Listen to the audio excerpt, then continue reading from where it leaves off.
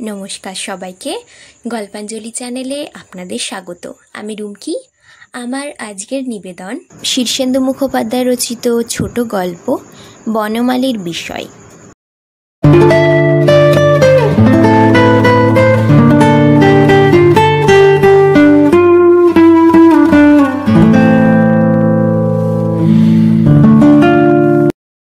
এইখানে বনমালী বাগান করেছে। বাগানের মাঝখানটিতে তার লাল ইটের বাড়ি। বলতে কি, যৌবনকালটা তো সুখে কাটায়নি বনমালী, বড় কষ্ট গেছে। সে সময়ে সে ঘর ছেড়ে কাপড়ের গাঁট নিয়ে রাস্তায় বেরিয়েছিল। মহাজন ধারে কাপড় দিত, নইলে সে ব্যবসাও শুরু করতে পারত না। ক্রমে ফিরি করতে করতেই তার শ্যামবাজারের 5 মাথার মোড়ের কাছে দোকানটা হয়ে গেল। সারাটা জীবন সে দেখেছে মানুষের লজ্জা ঢাকার জন্য বস্ত্রের বড় প্রয়োজন। বস্ত্র ছাড়া উপায় নেই। বনমালী সেই মানুষের লজ্জা ঢাকার বস্ত্রের ব্যবসায় এখন সুখে আছে। এই যে বাগান, এই যে লাল ইটের বাড়ি, এও হচ্ছে মানুষের বস্ত্র। এসব দিয়ে মানুষ লজ্জা ঢাকে। বনমালী তার সারাটা যৌবনকালের দিনও তার লজ্জা ঢেকেছে। বাগানে হরেক ফুল, কত নার্সারি ঘুরে ঘুরে বীজ আনে সে, কত জায়গা থেকে নিয়ে আসে গাছের চারা, লাগায়। সামনে ফুলের বাগান, পিছনে ফলের। সামনে যেমন ফোটে গোলাপ, বেল, শেফালি, পপি কিংবা চন্দ্রমল্লিকা, কাঠচাপা, তেমনি পেছন দিকে রয়েছে মর্তমান কলার ঝাড়, কেরালার নারকেল গাছ, আম, লিচু, পেয়ারা, সুপুরি, কাঁঠালের গাছ। শীতকালে পালং বুনে দেয়। বাঁধা আর ফুলকপি, আলু, মূলো, বেগুন, লঙ্কা সব গাছ লাগায়। অবসর সময়ে ছুটির দিনে সারা দিন বাগানে ঘুরে ঘুরে গাছ দেখে সে। ভারী একটা বিস্ময় তার বুকে থমকে থাকে। এই যে গাছ হয়, ফুল ফোটে, ফল ফলে, এটাই একটা অবাক কাণ্ড। কি করে এক মাটি, এক সার থেকে এত রকমের রং আর রস তৈরি হয় তা সে বুঝেই পায় না। মাটির ভিতরে বোধহয় তাহলে সবই লুকিয়ে থাকে, এই ফুল ফোটা, ফল হওয়ার সব গুপ্ত রহস্য। ফিরি করার সময়ে সে যেত কত বাড়িতে। বিচিত্র সব বাড়ি, বিচিত্র সব মানুষ থাকে তাতে। বনমালী বেরোতো দুপুরের দিকে, যখন বাড়ির কর্তারা থাকেন বাইরে। গিন্নিরা ফিরিওয়ালার কাছ থেকে জিনিস রাখে। এটা কর্তাদের পছন্দ নয় কখনো। মেয়েরা ঠকেই। 10 টাকার জিনিস কমিয়ে 7 টাকায় রাখে, তবু দেখা যায় 2 টাকা ঠকে গেছে। কর্তারা তাই ফিরিওয়ালা বাড়িতে এলে ভারী বিরক্ত হন, গিন্নিদের ধমক টমক করেন। বনমালী তাই দুপুরে বেরোতো, ধার বাকিতে জিনিস দিত। ভারী মিষ্টি ছিল তার ব্যবহার। ডবলের দাম বেশি হেঁকে রাখত, যাতে কমিয়ে কমিয়েও গিন্নিরা তল না পায়। বনমালীর জিত হতো বরাবর। এখন তার শ্যামবাজারের দোকানে ফিক্সড প্রাইস লেখা কয়েকটা প্লাস্টিকের ছোট বোর্ড ঝোলে। এখন সে আর কষ্ট করে দর কষাকষির মুখে ফেনা তোলা ব্যবসাতে নেই। সে তাই ফেরিওয়ালা বনমালী যখন বাড়ি বাড়ি যেত, তখন সে মানুষের বাড়ির ভিত দেখত, জানালা দরজা দেখত, গ্রিল দেখত, আসবাব দেখত। তার মন বলতো, যদি কোনো দিন হয়, ভগবান যদি সুদিন দেন, তো এই রকম বাড়ি করব। সামনে বারান্দা থাকবে, তাতে পদ্ম আর রাজহাঁসের নকশাওয়ালা গ্রিল। ঘরে ঘরে বাথরুম থাকবে, ছাদে থাকবে ঠাকুর ঘর। এরকম নানা কথা ভেবে রাখত বনমালী। ঘরে টিউবলাইট, রেডিও, রেফ্রিজারেটর, গ্রামোফোন সবই থাকবে। আর থাকবে বউ, সুন্দরী, লক্ষ্মীমন্ত। সবই হয়েছে বনমালীর, ভগবানের ইচ্ছা। বাগান হয়েছে, হয়েছে লাল ইটের 1.5 তলা ছিমছাম সুন্দর বাড়িখানা। সামনে পদ্ম আর হাঁসের নকশাওয়ালা গ্রিল। গ্রীষ্মের রাতে স্নান করে এসে যখন বারান্দার ইজি চেয়ারে বসে সে, তখনই বেল আর গোলাপের গন্ধ আসে, আরও নানা গন্ধ। সবচেয়ে ভালো লাগে মাটির ভিজে স্নিগ্ধ গন্ধটি। একই মাটি থেকে কোনো ম্যাজিকওয়ালা যে এত রকম রং আর রস তৈরি করছে। বনমালীর বিস্ময় এখানেই শেষ হয় না। বসে বসে সে চারদিক দেখে। তার বিষয় সম্পত্তির ওপর যখন আবহমানকালের চাঁদের আলো পড়ে, তখন তার মনে হয় তার এক জীবনের দারিদ্র্যের লজ্জা কেমন সুন্দর বাগানের ফুলের গন্ধে, বাড়িটার ছিমছাম সৌন্দর্যে ঢাকা পড়ে গেছে। বিষয় হচ্ছে মানুষের আত্মার সবচেয়ে বড় অস্ত্র। কি করে এই দুর্লভ বস্ত্রটি পেয়েছে, এইটে তার বিস্ময়ের আর শেষ হতে চায় না। সে চুপ করে বসে থাকে, মুখটি হা হয়ে যায়, চোখে পলক পড়ে না। এইভাবে অনেকক্ষণ কেটে গেলে তার বউ এসে ডাক দেয়, বলি ভূতে পেয়েছে নাকি? বনমালী চমকে উঠে তার বউয়ের দিকে চায়। বিস্ময় তার শেষ হয় না। সত্যি এই যে বউটি, এ হচ্ছে তার সেই মহাজনের মেয়ে। খেটে খুঁটে বনমালী উন্নতি করল দেখে ভারী খুশি হয়েছিল। একদিন তাকে ডেকে বলল, দেখো বনমালী, ছেলের মতো তোমাকে দেখেছি এতদিন, দেখলাম তুমি বাহাদুর বটে। তোমার মতো ছেলেকে ছাড়তে ইচ্ছে করে না। আমার ইচ্ছে তোমাকে বেঁধে রাখি। আমার পয়সার অভাব নেই। বড় 3টে মেয়েকে সোনা জহরত আর টাকায় মুড়ে ভালো ঘরে বরে বিয়ে দিয়েছি, কিন্তু ভালো ঘরবর বলতে লোকে বোঝে টাকাওয়ালা বনেদি বংশ। বনেদি বংশে মেয়ে দিয়ে সুখ পায়নি। জামাইরা সব পৈতৃক টাকায় খায় দায়, বাঁশি বাজায়, ঘুড়ি আর পায়রা নিয়ে আছে। পরিশ্রমী লড়িয়ে মানুষ নয়। ভাবছি শেষ মেয়েটাকে আর ওসব অপদার্থের গলায় ঝোলাবো না। তোমার এখন উঠতি সময়, এখনও দাঁড়াওনি, তবু তোমাকেই দেব যদি রাজি থাকো। বনমালী রাজি হয়ে গেল। মেয়েটিকে সে দেখেছিল, সুন্দরীই বলা যায়। রংটা চাপার দিকে, মুখখানা গোলগাল, কিন্তু সব মিলিয়ে চটকদার, ঘন ভ্রু, টানা চোখ, গালে টোল। সেই মেয়েটিই এখন তার বউ। বনমালীর এও এক বিস্ময়। মহাজনের মেয়ে, ওর বাপের না হোক 10-12 লাখ টাকার কারবার। যৌবনকালে ওর বড় বাজারের দোকানের সামনের হাতায় ঠান্ডায় বসে থাকতো বনমালী। সারা দিনটা কলকাতায় দৌড়ঝাঁপ। পৃথিবীটা তখন ভারী পিছল জায়গা বলে মনে হতো। কোথাও দাঁড়ানো যাচ্ছে না। দাঁড়ানোর চেষ্টা করতে গেলেই পা হড়কায়। প্রাণপণে তখন পৃথিবীতে লেগে থাকার চেষ্টা এক নাগাড়ে চালিয়ে যাচ্ছে বনমালী। বাপ রিফিউজি কলোনিতে 2খানা ঘর তুলতেই মাজা ভেঙে বসে পড়েছে। তার 8টি ছেলেপুলে, বনমালী বড়। তাকে ডেকে বলেছে, রাস্তা দেখো। তা সারাদিন রাস্তাই দেখতো বনমালী। কত রাস্তা, কত অলিগলি, কি বিচিত্র কায়দায় কলকাতা শহর কেটে কেটে রাস্তা বানিয়েছে মানুষেরা। তখন বনমালীর বিশ্বাস ছিল, কলকাতা শহরে আগে তৈরি হয়েছে বাড়িঘর, দোকানপাট। তারপর সেই জমাট বাড়িঘর আর দোকানপাটের ফাঁক ফোকর দিয়ে মানুষেরা শাবল গাঁইতি চালিয়ে এই সব অলিগলি তৈরি করেছে। রাস্তাঘাটগুলি তাই এমন গোলমেলে। সারাদিন রাস্তা দেখে দেখে বনমালী ক্লান্ত হয়ে এ বাড়ির রক সে বাড়ির বারান্দায় বসত। লোকে অচেনা লোক বিশ্বাস করে না, হুড়ো দিত। বনমালী আবার উঠে রাস্তায় হাঁটত। ক্রমে সে দেখেছিল রোদ উঠল। গ্রীষ্মকালে সবচেয়ে ছায়ার জায়গা হলো বড় বাজার।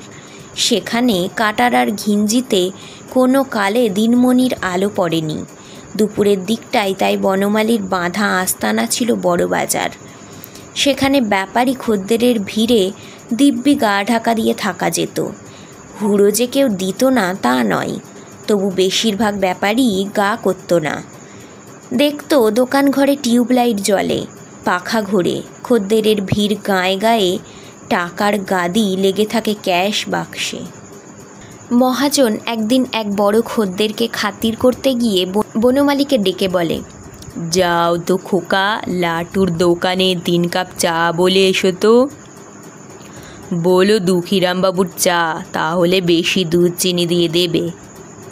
সেই হলো বনমালীর পয়লা দড়ি, যা দিয়ে নিজেকে সে পিচ্ছিল পৃথিবীর সঙ্গে আজও আটকে রেখেছে। চা বলে এলো বনমালী। পরদিন সিগারেট এনে দিল। ক্রমে ক্রমে মহাজন তাকে দিয়ে আরও ফাইফরমাস করাতে লাগলো। যত করায় তত করে বনমালী, টু শব্দটিও না করে, ফলের আশা না রেখে। কি করো খোকা, কোথায় থাকো? এরকম দু একটা প্রশ্নও তাকে মহাজন কখনো সখনো করেছে। মহাজনের দোকানে দু একবার কাপড়ের গাঁট বাঁধল সে, দু এক জায়গায় মাল পৌঁছে দিয়ে এলো। ওইভাবেই একদিন মহাজনের মনের মধ্যে সে সেঁধিয়ে গেল। আর মনের মধ্যে একবার শোঁধাতে পারলে আর ভয় নেই। মানুষের মনই হচ্ছে মানুষের ঠিক বাসা। সে দোকানে ঢুকলো 20 টাকা মাইনের কর্মচারী হয়ে। কয়েকদিন পর মহাজনকে ঘাড় চুলকে বলল, কয়েকখানা বাছাই কাপড় ধারে দিন। মহাজন দিল। গোপনে কাপড় বেচে এলো সে, টাকা শোধ করল। এইভাবে তার ব্যবসার শুরু। ক্রমে ক্রমে বেশি কাপড়, আরও বেশি কাপড় নিতে নিতে সে একদিন আলাদা হয়ে ফিরিওয়ালা হয়ে গেল। মহাজন দুঃখীরাম আপত্তি করেনি, কেবল চোখটা সে খোলা রেখেছিল। এই মহাজনকে বরাবর গৃহদেবতার পরের আসনটাই দিয়ে রেখেছিল সে। তার বাড়ির জামাইও যে হওয়া যায় এমনটা তার কখনো মনে হয়নি। সে রাজি হয়ে গেল। মহাজন 10,000 টাকা নগদ দিয়ে সে এক এলাহি বিয়ে দিল তাদের। লোক খাওয়ালো 1002। সেই মেরাব, আলো, ফুল, লোকজন, উপহার সবই স্বপ্নের মতো মনে হয়। বিয়ের পরও কয়েকদিন সে তার বউয়ের অঙ্গস্পর্শ করতে ভয় পেত। কেমন যেন মনে হতো, আরে বাস, এ তো মহাজনের মেয়ে। বলতে কি, বনমালীর আজও তা মনে হয়। বাগানে জ্যোৎস্না পড়লে কি ফুল ফুটল, হাঁ করে দৃশ্যটা দেখে বনমালী। তা সেই মহাজনের মেয়ে যখন এসে তাড়া দেয়, তখন বনমালী হঠাৎ মুখ তুলে তার বউকে ঠিক বউ বলে বিশ্বাস করতে পারে না। বিস্তর রামচিমটির দাগ বনমালীর শরীরে আজও আছে। স্বপ্ন দেখছে বলে মনে করে নিজেকে জাগানোর জন্য বিস্তর চিমটি কেটেছে। তা এখন বনমালীর মনে হয় স্বপ্ন ব্যাপারটা ভারী গোলমেলে। গত বছর খানেক ধরে সে এক নাগারেই বোধহয় স্বপ্ন দেখে যাচ্ছে, স্বপ্নের মধ্যেই বাস করছে। সে ভগবানের কাছে প্রার্থনা করে, যদি স্বপ্নেই রেখেছ তো শেষ দিন তক আর ঘুমটা ভাঙিও না বাবা। বনমালী বাহারি বাগান করেছে এখানে। নানা রঙে রঙিন বাগানের মাঝখানটিতে তার বাড়ি। কলকাতা থেকে জায়গাটা দূরে নয়, কিন্তু কলকাতার বাইরে মাকালতলা। বাঁশঝাড় আছে, পুকুর আছে, পুরনো বাড়ির ধ্বংসাবশেষ আছে। রাতে শিয়াল ডাকে, জ্যোৎস্না উঠল টের পাওয়া যায়। কলকাতা আর ভালো লাগে না বনমালীর। বিয়ের পরও প্রায় 7-8 বছর কলকাতার নবীনপাল লেনের পুরনো ভাড়াটে বাসায় কেটেছে। তার বউ আসলে যে মহাজনের মেয়ে, সেই তাগাদা দিত। বলতো, বাড়ি করো, বাড়ি না করলে পৃথিবীতে ঠিক শেকড় গাড়ে না মানুষ। তুমি যে বড়লোক, প্রতিষ্ঠাবান, তার প্রথম প্রমাণই হচ্ছে দিনের শেষে তুমি অন্যের বাসায় না ফিরে ফিরছ নিজের বাড়িতে। ভাড়াটে বাড়ির দেওয়ালে একটা পেরেক ঠুকলেও বাড়িওয়ালা দৌড়ে আসে। আর ভালো লাগে না। চৌপর দিন ঘুরে দালালের সঙ্গে বন্দোবস্ত করে বিস্তর দেখে শুনে মহাজনের মেয়ের পছন্দ মতো মাচানতলায় জমি নিল বনমালী। গ্রামও নয়, শহরও নয়। ইলেকট্রিক আছে, দোকানপাট আছে। বাড়ি থেকে টানা তার শ্যামবাজারের দোকানে পৌঁছোতে বড়জোর 45 কি 50 মিনিট লাগে। তার বউ অতসীকে সে বাড়ির মধ্যে প্রতিষ্ঠা করে নিশ্চিন্ত হলো। এখন সকালবেলা গৃহদেবতাকে ভুলুণ্ঠিত প্রণাম করে নিজের বাড়ি থেকেই বেরোই বনমালী। 6:45 ট্রেন ধরে। 7:45 মধ্যেই ধূপধুনো দিয়ে দোকান খুলে ফেলে। বাচ্চা একটা চাকর আছে, চা এনে দেয়। বাড়ি থেকে যখন বেরোই তখন প্রায় দিনই চা খেয়ে আসা হয় না। মহাজনের মেয়ের বেলা পর্যন্ত ঘুমোনোর অভ্যাস। সকালে উঠলে সারাদিন মেজাজ ঠিক থাকে না। ঠাকুর আছে, বাচ্চা একটা কাজের মেয়েও আছে বটে, কিন্তু বনমালী কাউকে খাটায় না। 1 গ্লাস ইসবগুলের ভুসি খেয়ে প্রাতকৃত্য সেরে চলে আসে। সকালের প্রথম চাটি খায় দোকানে এসে। দোকানখানা তার নিজের, একার, কোনো অংশীদার নেই। শ্যামবাজারের 5 মাথার মোড়ের কাছে এই দোকান ঘরখানা যদি বনমালী এখন ছেড়ে দেয় তবে 1,00,000 সেলামি লেগে যাবে। বনমালী 1000 দিয়ে নিয়েছিল 10 বছর আগে। ঘরখানা বড়ই, 1 নম্বর সেগুন দিয়ে তৈরি তার বিশাল বিশাল আলমারি, শোকেস, কাউন্টারের গায়ে ইদানিং সানমাইকা লাগিয়ে আরও বাহার খুলেছে। দোকানটা 4 ভাগে ভাগ করা, এক কাউন্টারে তাঁত ও সিল্ক, অন্যটাতে মিলের সুতি, সিল্ক, টেরিলিন, একটাতে রেডিমেড, আর সব শেষে হোশিয়ারি। শীতকালে পশমি জিনিস, শাল, মলিদা, সোয়েটার, স্যুটের কাপড়। লাখ টাকার মাল মজুত রয়েছে দোকানে। কাচের ওপাশে হরেক রঙের বাহার। বনমালীর জীবনে রঙের অভাব নেই, বাড়িতেও রং, দোকানেও রং।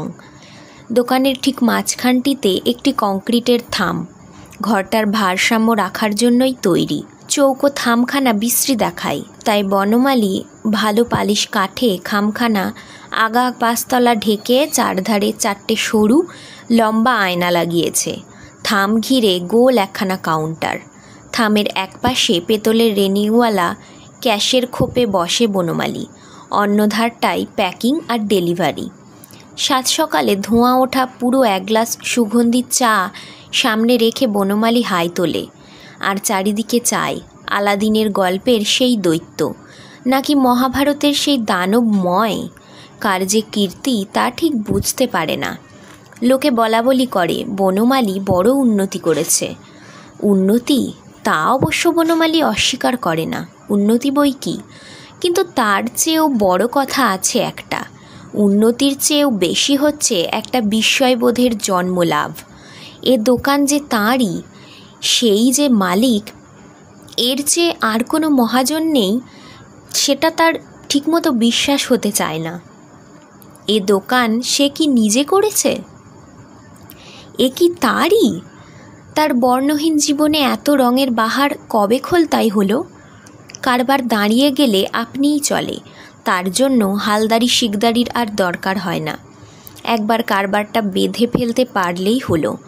পেতলের রেলিং ঘেরা ক্যাশ কাউন্টারে বসে পাখির পালকে কানে সুরসুরি দিতে দিতে আরামে আধবোঝা চোখে বনমালী দেখে তার কারবার চলছে। চোখ পুরোপুরি বুজে থাকলেও চলবে। কাপড় মাপা হবে, কাটা হবে, প্যাকিং হবে, ক্যাশে এসে দাঁড়াবে লোকজন। বনমালী টাকা গুনে গেঁথে তুলবে। ইনকাম ট্যাক্স, পুলিশ, কর্পোরেশন সব বন্দোবস্ত মতো চলবে। মাঝে মাঝে দুপুরের দিকে বড়বাজারে মাল তুলতে যাবে বনমালী, কিংবা রেল ইয়ার্ডে মাল ছাড়াতে। কিছু কষ্ট নেই সেসব নড়াচড়াই। টাকার ছবিতে বড় বাহার, সব সয়। বড় ছেলেটা 10-এ পা দিল, মেরে কেটে 18 হলেই কারবারে বোঝাবে। ততদিন বেঁচে থাকলেই হলো। বড় ছেলেটা একটু বুঝে গেলেই আর চিন্তা নেই। শুধু সেটুকুর জন্যই কয়েক বছর সময়ের জন্যে একটু দুশ্চিন্তা তার। মোটা ইন্স্যুরেন্স করে রেখেছে নিজের আর বউয়ের, দোকানও ইন্স্যুর করা। তবু ভয় একটু থেকেই যায়, সেটাকে ইনশিওর করা চলে না। আর 8-10 বছর সে কি বাঁচবে না? বাঁচবে, এখনও সে পোক্ত আছে বেশ। মাত্র 45 কি 46 বছর। ঠিকমতো বাঁচলে আরও বহুদিন তার বাঁচার কথা। বিকেলের দিকে সত্যচরণ আসে। গাঁটরি বওয়ার আমলে তার সঙ্গে ভাব হয়েছিল। দিনের শুরুতে ঠিক করে নিত কে কোন রাস্তায় ফিরি করবে, সেই থেকে বন্ধুত্ব। সত্যচরণ তেমন কিছু করতে পারল না। রিফিউজি কাটারার দোকান দিয়েছে একটা, তেমন চলে না, স্টকও রাখতে পারে না। শরীরটাই সত্যচরণের জুতের নয়, রোগা ভোগা, তার ওপর নেশা ভাঙ। একটু মেয়ে মানুষের দোষও ছিল। গায়ে পাড়া উঠে যাচ্ছে তাই ভুগেছিল একবার। জমানো টাকা সব তাতেই গলে গেল। শেষমেশ রিফিউজি কাটারার দোকান ছাড়া আর উন্নতি করতে পারল না সে। ছেলেরা বড় হয়েছে, তাদের মধ্যে বড়টি দোকান দেখে। সত্যচরণ আসে বনমালীর দোকানে, দরজার কাছে টুলখানায় বসে থাকে। 6টা বাজলে বনমালী ক্যাশে সবচেয়ে বুড়ো আর বিশ্বাসী কর্মচারী সুধীরবাবুকে বসিয়ে বেরিয়ে আসে। 2 বন্ধুতে তেমন কোনো কথা হয় না। বনমালী একটা সস্তার নেশা শিখেছিল, মোদক।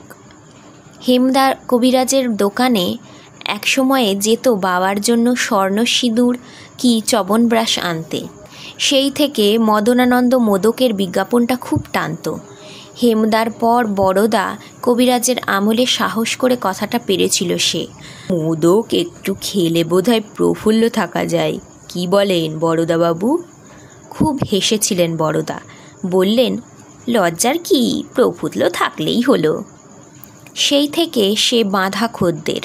নেশাকে নেশা, গন্ধ বেরোয় না, মাতলামি নেই, কেবল একটা বুঁদ হয়ে যাওয়া আনন্দের ভাব আছে।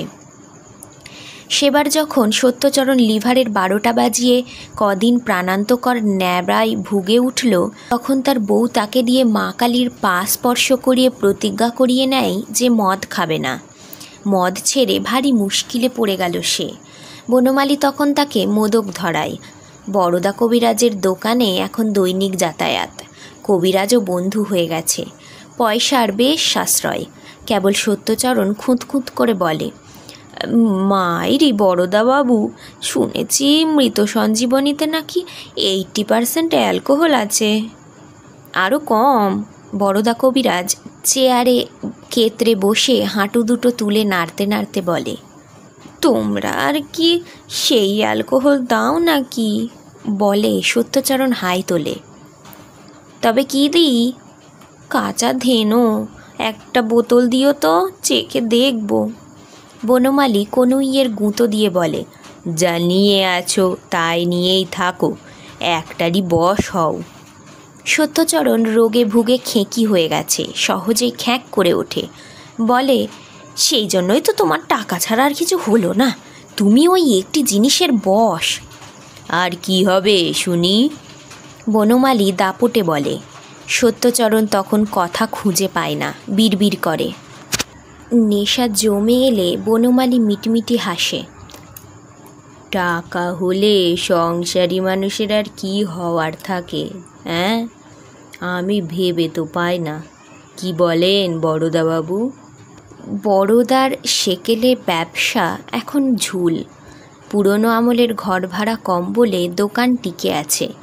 যুদ্ধের বাজারে লাখপতি হওয়ার জন্য বড়দা বিস্তর পাথরকুচি ব্যবসা করতে গিয়ে ঘোল খায়, নইলে এতদিনে সে দোকান তুলে দিত। এখন দোকানের কলে ইঁদুরের মতো আটকে পড়ে খাবি খায়। মোদকের খদ্দেররাই বাঁচিয়ে রেখেছে সালসা টালসা, ক্ষুধা কিংবা পাঁচন চলে না। বড়দা কবিরাজ তাই ফলাও মোদক বানায়, খদ্দের প্রায় বাঁধা। বনমালীর কথা শুনে একটু ছটাকে গলায় ঢেলে বলে, তাই তো, টাকাই হচ্ছে সংসারের সুতো, যেমন ইচ্ছে মালা গাঁথা যায়। সত্যচরণ সেটা মানতে চায় না, বলে, বনমালী, তোমার সত্য উপলব্ধি তো হলো না। এই যে পৃথিবীতে জন্মালে, এর কটা জায়গা দেখলে তুমি? কটা মানুষের সঙ্গে ভাব ভালোবাসা হলো? জীবনের এত মজা আছে, ভালো কটা মজার স্বাদ পেয়েছো? মদ খেলে না, মেয়ে মানুষের কাছে গেলে না, কাশী হরিদ্বার বৃন্দাবন কি লন্ডন নিউ ইয়র্ক গেলে না। ধুস, ওটা কি জীবন? তুমি হচ্ছ গিয়ে পাকা দেওয়াল, রং নেই, দূর দূর। সাঁঝের বেলা মোদক চেটে ভাম হয়ে বসে থাকো, এর বেশি তোমার আর কিছু হলো না। ততক্ষণে নেশা জমে আসে। চোখে লাল নীল নানা রকম রং দেখে বনমালী। দেখে কলকাতার রাস্তাঘাটে কেমন সব বাহারি রং, কেমন আলো, কেমন মিঠে বাতাস বইছে। এ সময় তার মনের একরকম মাখনের প্রলেপ পড়ে যায়। কোনো কথাতেই রাগ হয় না, বরং ভালোবাসতে ইচ্ছে করে। সত্যচরণের কথা শুনে তাই সে মৃদু হাসে, দুলে দুলে হাসে। তারপর বলে, বিশ্বরূপ দেখতে ত্রিভুবন ঘুরতে হয় না, আমি আমার দোকানে বসেই দেখি। আমার বলে সত্যচরণ। তারপর মৃদু হেসে বলে, আর এক বিশ্বরূপ তোমার পরিবারের রূপে, তোমার মতো মাদি পুরুষ দেখিনি হে। অত ন্যাওটা হয়েও না বনমালী, একটু নিজের সংসারের বাইরের দুনিয়াটাকেও দেখো। বনমালী ঝিমুনির মধ্যেই বলে, যারা বাউন্ডলে তাদের ঘরে জায়গা হয় না, পরিবার বের করে দেয় বাড়ি থেকে, তখন তাদের অগত্যা বিশ্বরূপ দেখতে হন্যে হয়ে ঘুরে বেড়াতে হয়।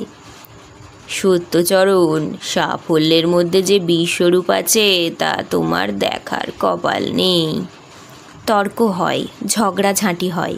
তারপর একটা টানা রিকশায় উঠে দুজনে ফিরে আসে। বনমালী ফিরে ক্যাশ মেলায়, সত্যচরণ হেঁটে বাড়ি ফেরে।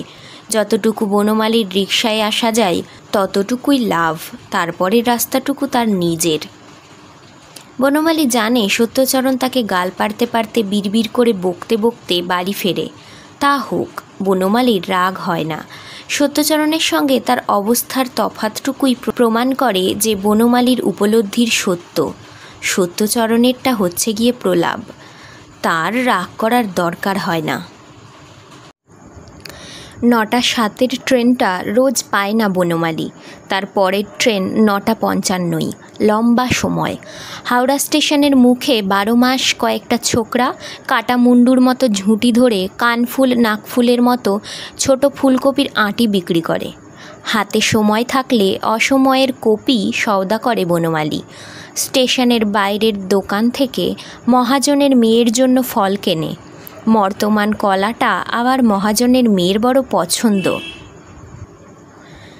ছেলেপুলের জন্য খেজুর কি আমসত্ত্ব, লিচু বা আম, সময়ের ফল পাকুড় কেনে। সওদা করেও সময় থাকে। তখন প্ল্যাটফর্মে দাঁড়িয়ে অন্যমনে নানা কথা ভাবে। বেশিরভাগই বাকি বকেয়া, মন্দা বাজার, সোনার দর, আয়কর, জমি ইত্যাদির কথা। কখনো সখনো সত্যচরণের বিশ্বরূপের কথাও ভেবে ফেলে। সত্যটা পাগল, একটা জীবন ফুক্কুরি করে কাটিয়ে দিল। ট্রেনে 15 মিনিট বালি স্টেশন, তারপর মিনিট 6 হাঁটা পথ। বাগানের ফটকে পা দিতেই অন্য জগতে চলে আসে বনমালী। ছবির মতো বাড়িখানা তার, চারিদিকে ফুলের বাগিচায় ডুবে আছে।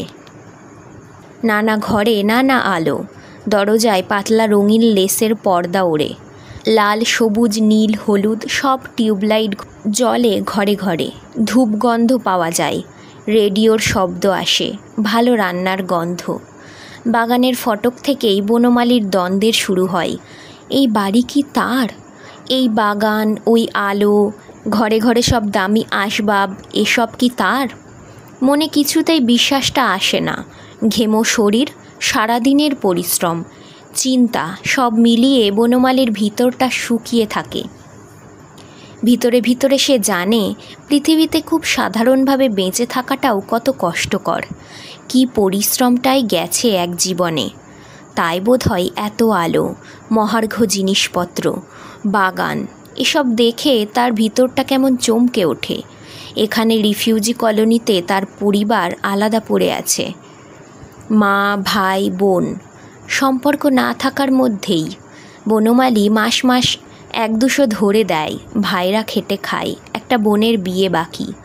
সে বাড়িতে গিয়ে পা দিলেই দুর্ভাগ্যজনক অতীতটা যেন হুড়মুড় করে মাথায় ভেঙে পড়ে। সব মনে পড়ে যায়। সেই দুর্ভাগ্যের দিন তো খুব বেশি দূরে ফেলে আসেনি সে, তাই মনে পড়ে। এই সব বাড়িঘর, আলো, বাগান অবিশ্বাস্য লাগে। মহাজনের মেয়েকে খুশি করা সহজ কথা নয়। টাকার খেলা সে মেয়ে দেখেছে বিস্তর। তাই বনমালীর অবস্থা ফিরলেও সে এখনও পুরোপুরি খুশি নয়। বাড়িঘর সেই সাজায়, ঘরে ঘরে নানা রঙের আলো জ্বালে, ছেলে মেয়েদের নিত্য নতুন পোশাক পরায়, নিজেও সাজে খুব। তাকে খুশি রাখার জন্যই পরিবারের সঙ্গে আর একত্র হলো না বনমালী। বাড়ির লোকেরা তার কুৎসা গায় সেই জন্য। বলে ম্যাড়া, কামাক্ষার যোগিনীদের বশ করা পরপুরুষ, আরও কত কী। এত করেও মহাজনের মেয়ের মন পাওয়া গেছে কি না সে বিষয়ে সন্দেহ আছে। বাড়িতে ফিরে বরাবর তার নিজেকে অতিথি অতিথি মনে হয়। ভয়ে ভয়ে অস্বস্তিতে আলগা আলগা থাকে সে। পরিষ্কার গেঞ্জি পরে, দামি লুঙ্গি, চুল আঁচড়ায়, পায়ে মোষের নাকচটি। রোজ দাড়ি কামাতে হয়, বিস্তর ঝামেলা। হাঁটুর ওপর লুঙ্গি তুলে বিড়ি ফুঁকে বিছানায় গড়ানোর গার্হস্থ্য আয়েশ তার কপালে নেই। মহাজনের মেয়ে সব টিপটপ চাই। ছেলে মেয়েদের যে টেনে হিঁচড়ে বুকে নিয়ে হামলে আদর করে চিরবিরে ভালোবাসা মেটাবে তারও উপায় নেই। ছেলেমেয়েরা মায়ের শাসনে আলগা থাকে, গায়ে মাখামাখি বারণ। মাঝে মাঝে জ্যোৎস্না উঠলে, কি ফুলের গন্ধ ছুটলে, কি অকারণ পুলকে মাঝে মাঝে ইচ্ছে করে বউকে বুকে চেপে ধরে লণ্ডভণ্ড করে দেয় পোশাক, গাল কামড়ে ধরে আলগা দাঁতে ঝামড়ে দেয় বাঁধা চুল। কিন্তু তা করতে গিয়ে থমকে যায়, সেই পুরনো গণ্ডগোল। বউকে বউ মনে হয় না, মনে হয় এ তো মহাজনের মেয়ে। ভারী একটা ভয় ভক্তির ভাব এসে পড়ে তখন। মোদকটা অনেকক্ষণ ধরে শরীরের ভিতরে খেলা করে, ঝিমঝিমে একটা আনন্দের ভাব। দেহ নিষ্পিস করে। সুন্দর বাগানের ভিতর দিয়ে বারান্দা পর্যন্ত কংক্রিটে বাঁধানো চওড়া রাস্তা পার হতে হতে সে দেখে বারান্দায় মহাজনের মেয়ে দাঁড়িয়ে, গায়ে একটা নেটের ফুলহাতা ব্লাউজ, বুক পেটে অনেকখানি খোলা জায়গা। এ ছাঁটের ব্লাউজ বনমালীর দোকানেও রাখা হয় না। মহাজনের মেয়ের পোশাক নিউ মার্কেট থেকে আসে। পরনের মিহি খদ্দরের ছাপা শাড়িটা পর্যন্ত বনমালীর দোকানের নয়। বাহ বাহ, বনমালী খুশি হয়ে বলে, দিব্যি কাঠটা তো ব্লাউজের, স্টক করব নাকি? তোমার তো কেবল স্টকের চিন্তা। একটা জিনিস চোখে পড়েছে যখন, তখন তার সৌন্দর্যটা দেখো, তা না স্টক। লজ্জা পায় বনমালী, হে হে করে হেসে বলে, চোখে লাগলো বলেই তো বললাম। বউ গম্ভীর হয়ে বলে, বাড়িতে এসে যখন দোকানদারি পোশাকটা ছাড়বে, তখন দোকানদারি ভাবভঙ্গিও ছেড়ে ফেলবে। আমার বাবা বাড়িতে মেজাজি জমিদারের মতো থাকতেন। বনমালী যে একদিন ফিরিওয়ালা ছিল তা বোধ হয় অতসী ভুলতে পারে না। দোষ নেই, নিজের অবস্থাকে আজও তো নিজেই সঠিক বিশ্বাস করতে পারে না বনমালী। স্বপ্ন, সবই স্বপ্ন। মার্বেল মাজা বাথরুমে হাত মুখ ধুয়ে ওডিকোলন আর দামি পাউডারের গুঁড়ো গায়ে মেখে কিছুক্ষণ বারান্দায় বসে থাকে বনমালী। বাগানে জ্যোৎস্না পড়ে, ফুলের গন্ধ আসে, নিজের গা থেকে প্রসাধনের গন্ধ ছড়ায়। পাশেই হেলানো চেয়ারে বসে থাকা অতসীর গয়নার টুং টুং শব্দ শোনা যায়। স্বপ্ন ছাড়া আর কি? টেবিলে বসে রাতের খাবার খায় সে। মোদকের নেশার রেশটা তখনও থাকে। খাবারের স্বাদ ভারী ভালো লাগে। ছেলেমেয়েরা সব ইংরেজি স্কুলে পড়ে। অতসীর কড়া নিয়ম, বাড়িতেও ভাই বোনেরা পারতপক্ষে ইংরাজিতে কথা বলবে। খাওয়ার টেবিলের এধারে ওধারে ছেলেমেয়েরা পরস্পরের দিকে ইংরাজি কথা ছুড়ে দেয়, লুফে নেয়, বাবার দিকে চেয়ে হাসে। বনমালী ভালো বোঝে না, কিন্তু ভারী একটা সুখ হয়, সেও হাসে। এ যেন কোনো না কোনো বড়লোকের সাহেবী কেতার খাবারের ঘরে তার মতো উটকো এক লোকের নিমন্ত্রণ। অস্বস্তিটা মোদকটাকে ধাক্কা মারে, নেশাটা ফিকে হয়ে আসে প্রায়। তবু হাসে বনমালী, সুখও হয়। সত্যচরণ মাঝে মাঝে দুহাতের বুড়ো আঙুল অশ্লীল ভঙ্গিতে নেড়ে তাকে দেখিয়ে বলে, হে হে, কি করলে হে, কিছুই তোমার নয়। যখন পটল প্লাক করার সময় হবে তখন বুঝবে কি কাজই করেছো একটা জীবনে। নিজেকেই জানলে না বনমালী, ফক্কর। সত্যচরণের কথা ভাবতেই তার ওই শব্দটাই কেবল মনে আসে। চারিদিক নিশুত হয়ে গেলে সারা বাড়ি জুড়ে কে যেন, কারা যেন কেবলই খুটখাট শব্দ করে। উদ্বেগ। মহাজনের মেয়ে তার ছেলে মেয়েদের নিয়ে এক খাটে ঘুমোয়। বনমালীর ঘর আলাদা, বিছানাও। তবু পাছে মহাজনের মেয়ের ঘুম ভাঙে সেই ভয়ে বনমালী বাতি জ্বালে না। টর্চ জেলে জেলে সারা বাড়ি ঘুরে বেড়ায়। দরজা জানালা ঠেলে দেখে, গ্রিলের দরজায় তালা নেড়ে দেখে। আবার শোয়। ঝিমুনি আসে, আবার শব্দ পেয়ে ওঠে। জ্যোৎস্না ফুটেছে খুব। অন্ধকারে ভূতের মতো ঘর থেকে ঘরে ঘুরতে ঘুরতে বনমালী তার বিষয় সম্পত্তি দেখতে পায়। দেখে বাগানের জ্যোৎস্না। সুখ তাকে খামচে ধরে, সুখ তাকে যন্ত্রণা দেয়। সত্যচরণ বলে, একটা জীবন পরের ঘরেই বাস করলো বনমালী, সেটা সে টেরই পেল না। ফক্কর। কে কার ঘরে বাস করে দেখে যা হারামজাদা, চিরকাল মদ মেয়ে মানুষের পিছনে উচ্ছন্নে গেলি। থু। পেশার কুকুর আছে অতসীর, কর্মের নয়, কেবল হাত পা চাটে আর পায়ে পায়ে ঘোরে। মাঝে মাঝে ভুক ভুক করে নরম আদুরে আওয়াজ ছাড়ে। বনমালীর সঙ্গে প্রায় রাতেই সেটাও ইঁদুরের মতো বেঁটে বেঁটে পায়ে তুড়তুড় করে ঘোরে। ছাদের সিঁড়িঘরের দরজা দেখে পিছু ফিরতেই সে কুকুরটার লেজ মারিয়ে দিল, বলল, আহা, ব্যথা পাসনি তো? কুকুরটা আদুরে আওয়াজ ছাড়ে। গ্রিলের গেটে একটা শব্দ হয়, কে যেন দরজা নাড়ে। বনমালী টর্চ জেলে নেমে আসে। কুকুরটা দৌড়ে গিয়ে ভয় পেয়ে ফিরে আসে, পায়ের চারধারে ঘোরে। বনমালী গাল দেয়, ব্যাটা নিষ্কর্মা। সদরটা খুলে বারান্দায় পা দিতেই ভীষণ চমকে যায় বনমালী। কোলকুঁজো এক মানুষ গ্রিলের ওধারে ছায়ার মতো দাঁড়িয়ে। চিলের মতো চিৎকার করে সে, কে? ছায়াটা ফিসফিস করে বলে, দাদা, আমি হরিপদ। বনমালী ভারী অবাক হয়। হরিপদ? এত রাতে তুই কোত্থেকে? একবার বাড়ি চলো, মার অবস্থা খুব খারাপ। মা? বনমালী যেন কিছুক্ষণ বুঝতে পারে না। বাগবাজারের দোকান কি মাকালতলার বাড়ি জুড়ে তার যে জীবন, তাতে মা তো নেই। অবস্থা কেমন বললি? ভালো নয়, অক্সিজেন দেওয়া হচ্ছে, রাত বোধহয় কাটবে না। বনমালী চাবি এনে দরজা খোলে। চোরের মতো সাবধানে ঢোকে হরিপদ। এইসব বাড়িঘর দেখে তাদের অভ্যাস নেই।